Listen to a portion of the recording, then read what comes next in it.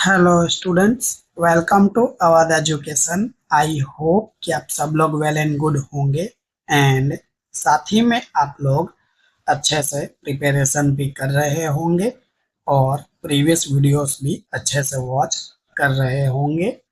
बात कर रहा हूँ मैं आपके स्टैटिक सब्जेक्ट की, जिसका नाम है probability and discrete probability distribution की, जिसमें मैंने आपको यूनिट 1 बहुत अच्छे से कंप्लीट कराया है। और ऐसा आपको जरूर लग रहा होगा और मुझे भी जरूर लगा कि उस यूनिट को हम पिछले 2-3 सालों से पढ़ रहे हैं। मतलब कि इतने सारे सम उसमें सॉल्व किए कि कोई उसकी लिमिट ही नहीं थी। वही एक आपका चैप्टर था जो आपको थोड़ा सा परेशान कर सकता था।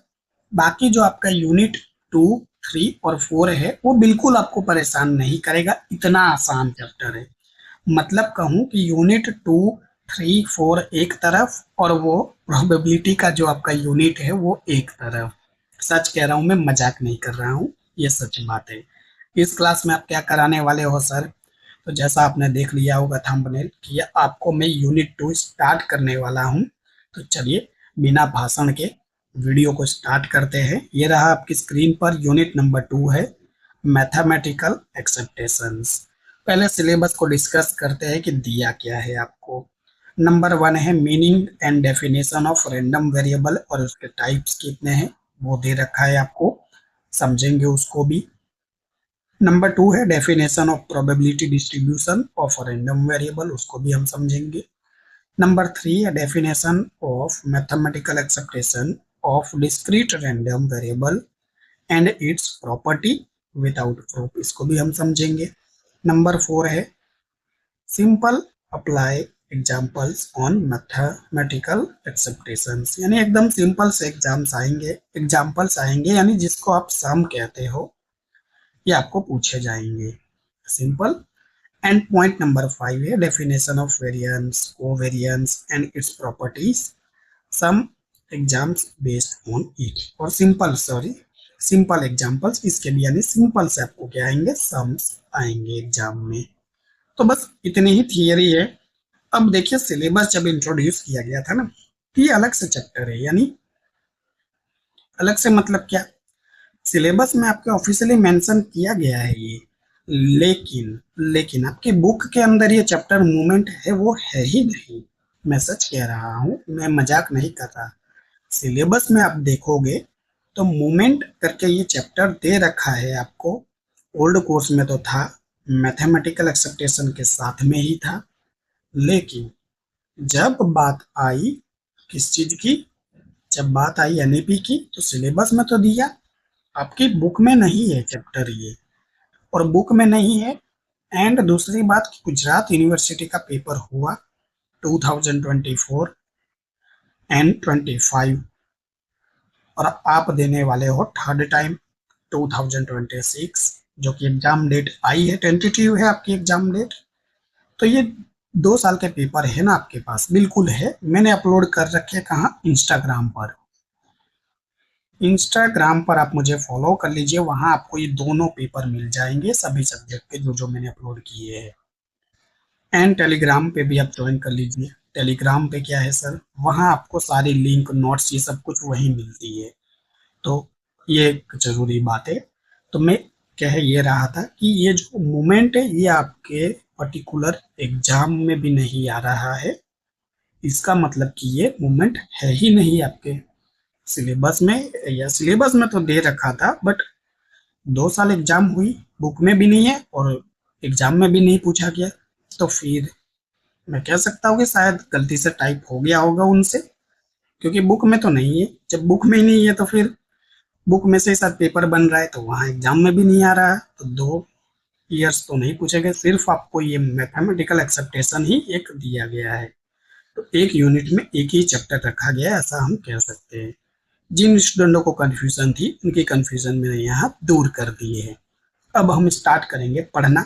ये 5 ही पॉइंट है, काफी आसान भी है। तो थोड़ा सा मैं इसको स्क्रॉल कर लेता हूँ। यस, और हम आ चुके हैं बिल्कुल इंट्रोडक्शन, जो कि नंबर 1 है आपका। इंट्रोडक्शन से हम स्टार्ट करेंगे इस चैप्टर को। तो हम जानते हैं, we know that statical is a one of scientific technique. Technique को ही आप मेथड भी बोल देते हो। सिंपल। तो मेरी बातों को समझिएगा कि स्टैटिक्स क्या है। स्टैटिक्स एक साइंटिफिक मेथड का है, उसी का आप क्या करते हो, यूज करते हो। और क्यों यूज करते हो, विच कैन कलेक्ट डेटा। आप डेटा कलेक्ट करते हो। डेटा किस लिए कलेक्ट करते हो, एनालाइज द डेटा, डेटा को एनालाइज करने के लिए। On the basis of it can make predictions regarding population characteristics under the study. अब मैं आपसे एक बात कहूं, आप थोड़ा सा लॉजिक लगाइए। डेटा कलेक्ट करना यानी क्या, आप किसी भी चीज को एज अ मार्क करते हो प्रीवियस, प्रेजेंट और फ्यूचर से। वो एक तरह से आपका डेटा कलेक्टिव हो गया। और इसके पीछे डेटा कलेक्ट करने का रीजन ये है कि आप किसी चीज का एनालाइज करना चाह रहे हो। फॉर एग्जाम्पल, गर्ल से मार्केट में जाती है सब्जियां खरीदने अपने मम्मी या सिस्टर किसी के भी साथ। आपने डेटा कलेक्ट वहां भी किया है। कैसे डेटा कलेक्ट किया है सर, बताइए मुझे। थोड़ा सा लॉजिक लगाइए।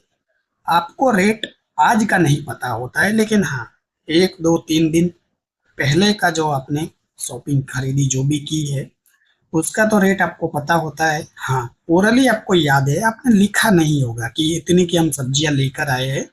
हो सकता है कुछ मेंटेन करते हो जिनकी हैबिट अच्छी है, तो ये तो बहुत अच्छी बात है। लेकिन वहां आप जो प्रेजेंट में वो सब्जी वाले भैया या सब्जी वाले आंटी जो भी आपको रेट बताते हैं, तो आप सीधे कंपैरिजन किससे करते हो, आप सीधे कंपैरिजन करते हो कल से, कि कल तो मैं इतने में ले गया ले गई थी, आज आप इतना रेट क्यों बता रहे हो। तो एक प्रकार से डेटा हुआ या नहीं हुआ। आपको किस चीज में हेल्पफुल हुआ वो डेटा, कि जो आपने सब्जी वेजिटेबल्स आपको खरीदनी है उसमें आपके लिए वो हेल्पफुल रहा। फिर आप उससे गॉसिप करोगे, डिबेट करोगे, और जो भी उस पर रेट होगा उसका 5 रुपया 10 रुपया आप उस पर कम करवा के ही उसे खरीदोगे। खैर यही हम करते हैं सब लोग। तो ये डेटा आपके लिए काम आया नहीं। तो मतलब जिस पॉपुलेशन क्या हो गया, जिस चीज की आपको स्टडी करनी है ना, उसी से रिलेटेड अब डेटा कलेक्ट करोगे। अब आपको खरीदनी सब्जियां है और अब वहाँ फ्रूट वाले भैया से गॉसिप करने लगे। बाजू में यानी बगल में फ्रूट वाला भैया था, राइट, उससे आप डिबेट करने लगे। कोई सेंस है, आपको खरीदनी है सब्जियां, आप फल वाले भैया से क्या कर रहे हो, डिबेट कर रहे हो, मतलब गॉसिप कर रहे हो, एक प्रकार से उसको परेशान कर रहे हो। कोई सेंस ही नहीं है। आपको खरीदनी सब्जियां है और आप फल वाले भैया से क्या कर रहे हो, डिबेट कर रहे हो। कोई सेंस है इसका। तो डेटा आप उसी चीज का कलेक्ट करोगे ना जो आपके काम का है। सिंपल। आई होप आप मेरी बातों को समझ पा रहे होंगे। आपको खरीदनी सब्जियां है और आप फल वाले को क्यों परेशान करोगे, राइट। तो ये बात हो गई कि हमारे लिए जो काम का है उसी से रिलेटेड हम डेटा को कलेक्ट करेंगे। आगे पढ़ते हैं, देखिए। For collect data we use sampling method. अब ये सैम्पलिंग मेथड क्या है सर, बता दीजिए। एक्चुअली में ये सैम्पलिंग मेथड ना आपको कहाँ देखने को मिलेगा, तो देख लीजिए। ये आपको बीकॉम के टीवाई में सेमेस्टर 6 में, एनईपी की ही बात कर रहा हूँ आपकी, एनईपी। तो जिसको सैम्पलिंग मेथड पढ़ना है ना, वहाँ एक बुक है आपकी, स्टैटिक्स की ही बुक है, जिसका नाम है सैम्पलिंग, रिसर्च इन सैम्पलिंग, रिसर्च इन सैम्पलिंग। सिंपल। उसमें यूनिट 1 है आपका, यूनिट 1 है, यही यूनिट का नाम है सैम्पलिंग मेथड। और मैंने पढ़ा रखा है, जिसको भी अगर डिटेल में समझना हो, 3 इसके वीडियो है। यूनिट 1 को मैंने 3 लेसन में कवर किया है। तो जिसको समझना हो कि ये क्या चीज होता है, तो आप इस जा सकते हो, आप प्ले लिस्ट को चेक करिए मेरी, आपको प्ले लिस्ट के अंदर ये मिल जाएगा जो भी मैंने अभी ये भाषण दिया। वहाँ ये 3 लेसन आप देखोगे तो सैम्पलिंग मेथड आपका क्लियर हो जाएगा। तो डेटा जो आपने कलेक्ट किया है ना, उसी सैम्पलिंग मेथड से क्या करोगे आप उसका using classification and tabulation. Classification करोगे, आपका टेबुलेशन यानी टेबल बनाओगे, right. Arrange the data in order. आप उस डेटा को किसी पर्टिकुलर ऑर्डर में क्या करोगे, अरेंज करोगे, यानी एक प्रकार से सजाओगे, राइट। अब देखिए, एक प्रकार से मैं आपको कहूँ तो ये टाइम टेबल हो गया। बहुत अच्छे से हम टाइम टेबल बनाते हैं ना, शेड्यूल। ये करेंगे वो करेंगे। फॉर एग्जाम्पल गर्ल्स शॉपिंग करने जाते हैं तो शॉपिंग के लिए बना लेते हैं पूरा लिस्ट, कैसे क्या करना है वो आपका टेबुलेशन हो गया, आपके अकॉर्डिंग आपने जो किया। यहाँ पूरी एक मैथमेटिकल यानी जो सैम्पलिंग मेथड्स है ना उसका यूज करके आप इस चीज का क्या करोगे, एनालाइज करोगे। ये तो मैंने जस्ट आपको ऐसे जनरल फॉर्म में एक्सप्लेन किया, राइट। तो क्या करोगे आप, क्लासिफिकेशन करोगे, नहीं ये चीज यहाँ से खरीदनी है वो चीज वहां से खरीदनी है, बढ़िया सा उसका ऐसे टेबुलेशन टेबल होता है ना, बढ़िया सा ऐसे कॉलम, ड्रॉ कॉलम में बनाकर उसको क्या करोगे, सजाओगे। Simple. Now we have analyse this data, और इसी डेटा को क्या करोगे आप, एनालाइज करोगे। We determine measure of average central, average को ही सेंट्रल कह देते हैं, डिस्पर्सन कह देते हैं, स्क्यूनेस कह देते हैं, कोर्टोसिस कह देते हैं। अब आपको ये चीजें समझने के लिए ना पूरा स्टैटिक्स पढ़ना पड़ेगा, और ये चार शब्द आपको कहने के लिए चार शब्द लग रहे हैं। देखिए मेजर ऑफ एवरेज में क्या क्या चीजें आ जाएगी, बहुत सारी चीजें आ जाएगी, जिसमें आप मैथमेटिकल मीन पढ़ोगे, डिस्पर्सन पढ़ोगे, राइट। मैथमेटिकल में मीन में भी इसके बहुत सारे टाइप है, मतलब पूरा चार्ट है। अगर किसी स्टूडेंट को पढ़ना हो ये चार्ट तो आप स्पेशली बता दीजिएगा, मैं सेपरेट से पूरा बता दूंगा, क्योंकि ये बहुत डिटेल में है, राइट। मीन आएगा, मोड आएगा, मीडियन आएगा, रेंज आएगा, सारी चीजें इसके अंदर इंक्लूड है। बहुत पर्टिकुलर यूनिट चैप्टर बनता जाएगा, ऐसा मैं कहूँ तो ये सही रहेगा आपके लिए। तो ये चार शब्द आप ध्यान में रख सकते हो। फिलहाल नाम का है आपके लिए, क्योंकि बहुत डिटेल में है, ये आपके समझ नहीं आएगा। These measures we can easily find when deal with frequency distribution. अब frequency distribution के साथ ये डील करेगा और आप फाइंड करोगे, बट लेकिन we have to deal with probability data. लेकिन हमें यहाँ प्रोबेबिलिटी डेटा के साथ क्या करना है, डील करना है। प्रोबेबिलिटी यानी क्या, संभावित, यानी विथ फ्यूचर की बात हो रही है। And we supposed to find the above four measures, the concept of mathematical acceptation is used। और यही जो फोर आपके ऊपर के मेजरमेंट है, इसी के बेस पर अगर आप कोई डेटा फाइंड आउट करना चाहते हो तो यहाँ आप मैथमेटिकल जो एक्सेप्टेशन है इसी कंसेप्ट का क्या करते हो, आप उपयोग करते हो। That's it. और understand term mathematical expectation, first of all we suppose to understand meaning of random variable and probability distribution। तो मैथमेटिकल एक्सेप्टेशन टर्म को समझने से पहले आपको ना ये मीनिंग ऑफ क्या, रैंडम वेरिएबल और प्रोबेबिलिटी डिस्ट्रीब्यूशन, ये दोनों शब्द को समझना पड़ेगा कि एक्चुअली में है क्या। तो चलिए उसी चीज को समझेंगे अब। तो जैसा आपकी स्क्रीन पर दिख रहा होगा, नंबर 1 लिख रखा है मैंने, रैंडम वेरिएबल। अब रैंडम वेरिएबल क्या है, देखिए एग्जाम्पल के थ्रू समझिए। If the experiment of tossing of two coins, दो सिक्के को आप हवा में उछालते हो, ये मैंने प्रोबेबिलिटी में बहुत अच्छे से एक्सप्लेन किया है आपको, फिर भी यहाँ थोड़ा सा उसका हम पोर्शन लेंगे।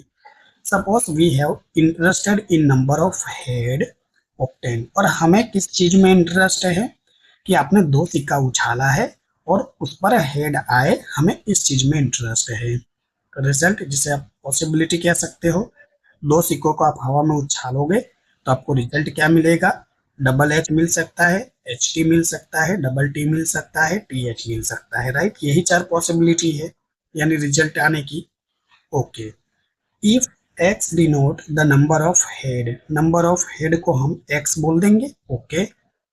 The value of x can be 0, 1 and 2, और ये एक्स जो हेड है इसकी पॉसिबिलिटी कितनी है, एक भी ना आए। एक भी ना आए का कैसे, मतलब ये आगे मैं आपको अच्छे से समझाऊंगा, बट यहाँ समझना है तो समझ लीजिए।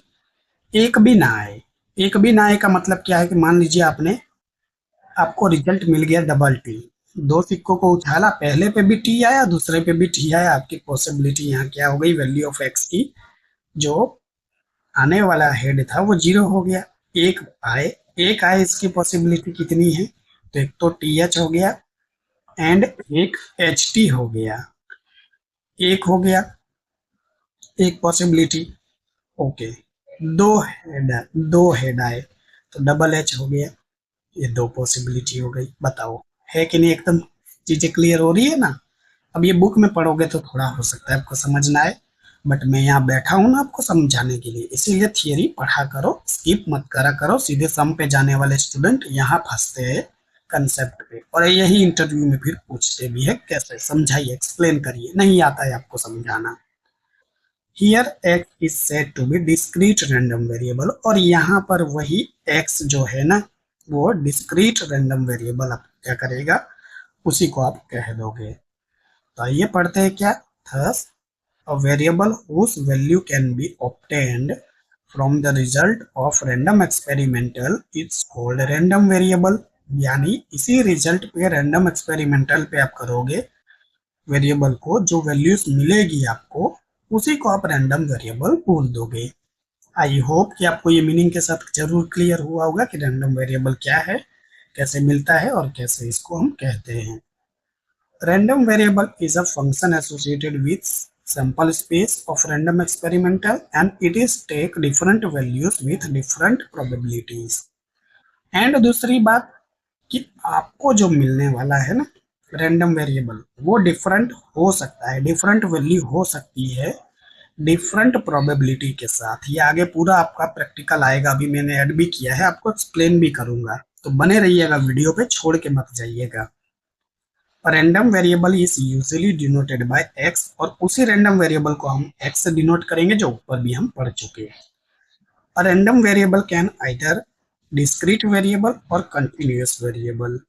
तो ये या तो डिस्क्रीट वेरिएबल भी हो सकता है और आपका कंटिन्यूअस वेरिएबल भी हो सकता है, और यही इसके टाइप्स हो गए, यही दो टाइप है इसके। तो अगर आप कोई टाइप आए तो ये टाइप आप बता सकते हो रैंडम वेरिएबल के कौन सा है, यही तो हमें पढ़ना है अब। तो आइए देखते हैं क्या है। ये रहा आपकी स्क्रीन पर टाइप ऑफ रैंडम वेरिएबल। जैसा कि मैंने कहा, A discrete variable, B continuous variable. तो डिस्क्रीट वेरिएबल का मतलब क्या होता है सर, थोड़ा सा एक्सप्लेन करिए। तो मीनिंग सबसे पहले हमें समझना जरूरी है। देखिए, if a random variable can take finite values or countable infinite values, it is known as discrete variable। Finite से का मतलब क्या, कि जिसको गिना जा सकता हो, यानी जिसका रेंज आपको पता हो, राइट, आप बता सकते हो वो। और काउंटेबल इन्फिनेट वैल्यूज, यानी इसका मतलब क्या कि आपको पता नहीं है, इन्फिनेट यानी क्या, अनंत, आपको पता नहीं है कि उसकी, नहीं कहते कि डेस्टिनेशन क्या है, हाँ, लेकिन आप बता सकते हो काउंट करके, उसी को आप क्या बोल दोगे, डिस्क्रीट वेरिएबल कह दोगे। फॉर एग्जाम्पल सर, एग्जाम्पल बताइए। जैसे नंबर ऑफ बुक हो गया, किताबों की संख्या, number of student in a classroom, classroom में पढ़ने वाले स्टूडेंटों की संख्या, number of children in family, परिवार के अंदर बच्चों की संख्या, नंबर ऑफ एक्सीडेंट। अब देखिए, ये नंबर ऑफ एक्सीडेंट क्या है, काउंटेबल इन्फिनिट वैल्यू हो गया। फॉर एग्जाम्पल समझाइए सर कैसे। जैसे सपोज आप पता तो नहीं कर सकते हो कि कितने एक्सीडेंट होने वाले हैं, लेकिन एक्सीडेंट हो जाएंगे तो आप उसको काउंट कर करके तो बता सकते हो ना। आगे एग्जाम्पल आइए ऐड किया है और आपको समझ आएगा। कंटिन्यूअस वेरिएबल क्या है सर? तो continuous variable is a variable but that can take any value within a given range, include fraction and decimals। Fraction यानी क्या? तो देखिए, फ्रैक्शन यानी क्या, जिसको हम लिखते हैं ना 1/2, ये आपका फ्रैक्शन वैल्यू हो गया, राइट। और डेसिमल यानी क्या, इसी 1 को मैं 2 से डिवाइड कर दूं तो मुझे 0.50 मिल जाएगा, ये आपका डेसिमल हो गया। सिंपल, ये फ्रैक्शन वैल्यू हो गया 1/2, इसी को हम फ्रैक्शन वैल्यू कहते हैं। और डेसिमल वैल्यू यानी क्या, इसी 1 को मैंने 2 से भाग दे दिया 1 को, तो ये आपका डेसिमल वैल्यू हो गया, right. Is known as continuous variable. फिर से पढ़ता हूँ definition. A variable that can take any value within a given range, एक रेंज के अंदर हो वो, चाहे वो वैल्यू फ्रैक्शन में हो या डेसिमल में हो, वो ऑल्सो उसका पार्ट बनेगा, is known as continuous variable.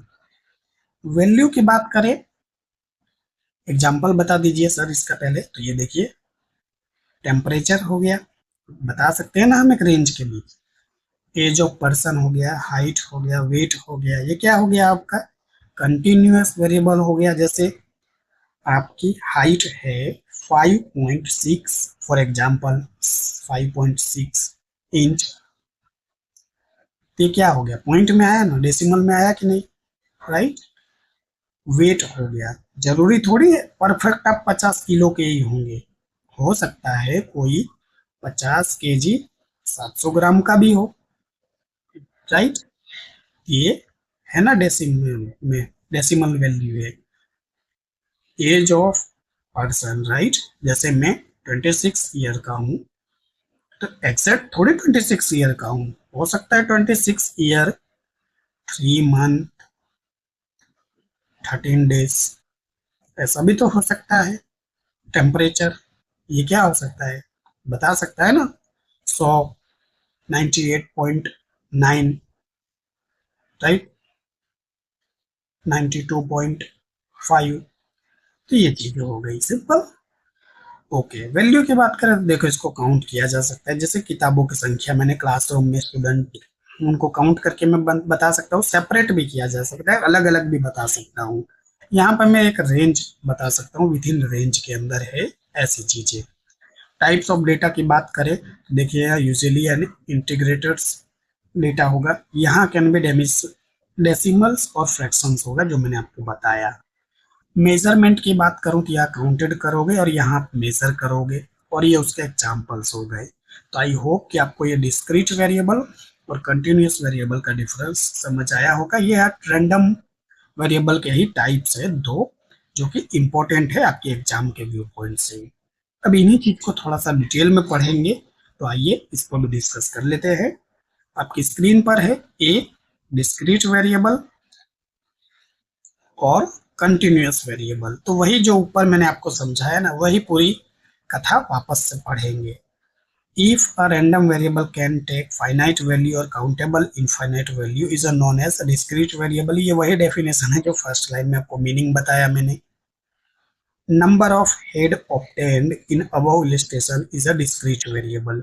जैसे हमने ऊपर जो एग्जांपल देखा ना, उस पे हेड हमें चाहिए, ऐसी